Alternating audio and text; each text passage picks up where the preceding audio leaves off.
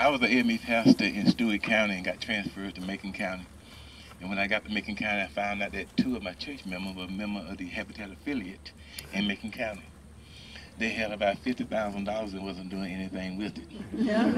So the first somebody I contacted was Millard. He came up and spoke at the church and got everybody inspired. And 10 days later, I got a letter from Millard saying, had the foundation been poured? and see, I wasn't in the position to do anything, but we did get the two houses built in Macon County. Millard, when he came to the phone, he always introduced me as a preacher, then as a sweet potato grower. And he said a good preacher and a good sweet potato grower. And I'm privileged to know this family because I got a letter.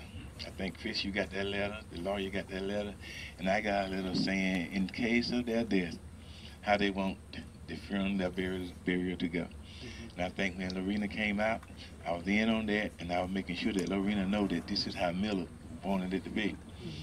And on that day before we put Millard here, Chris, you said it a few minutes ago, it was 16 degrees right here on this hill, and we had shovels and picks.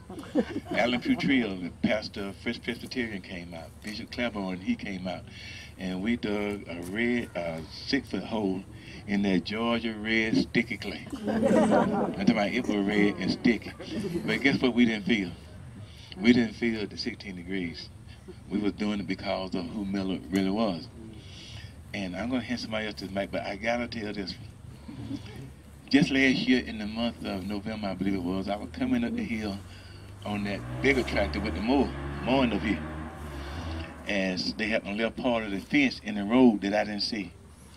And I got tangled up with that big 10-foot mower and part of that fence. And I got Millard's books on Building Material for Life, autographed by Millard, sent personally to me. And one of those parables in that book was about being at the end of your ropes. And up that hill, I was at the end of my ropes.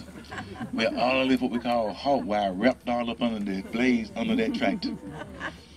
And I learned something from my dad that when you have some wire, you just have it in cutters, you can take a hammer and beat it against some other metal and soften it up, and you can break it.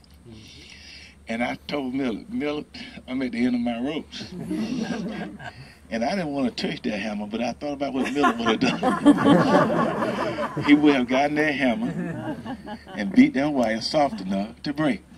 So I had to take that hammer right there and beat that wire together to get it from tangling up, because I was at the end of my rope. But before I took that hammer, I told Millard I was at the end of my rope.